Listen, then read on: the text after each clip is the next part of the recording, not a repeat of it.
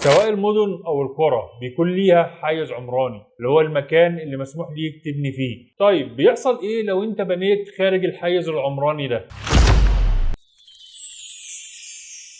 البنى على أراضي موجودة خارج الأحوزة العمرانية سواء للمدن أو للقرى، القانون منعها واعتبرها جريمة معاقب عليها. بس يعني بعيدا عن العقوبة إيه، أنا مش ده نطاق الكلام في الفيديو ده. فوق العقوبة بقى، القانون أوجب إزالة المخالفة على نفقة المالك، تبقى باني ومكلف وصارف ويطلع قرار انك تهد كل اللي بنيته ده وعلى نفقتك. القانون ادى المحافظ المختص سلطة اصدار القرار بازالة الاعمال المخالفة. مش احنا قلنا ان البنى خارج الاحوزة العمرانية معاقب عليه جنائيا، هي ليها عقوبة جنائية؟ اهو الازالة دي على نفقة المالك مش العقوبة. القانون ما اتكلمش عليها على اساس ان هي عقوبة، ولا تعتبر مصادرة صدرت بدون حكم قضائي. هو بيعتبر مجرد اجراء اداري الغرض منه محو الضرر اللي احدثته المخالفة وانهاء حالة البناء غير المشروع.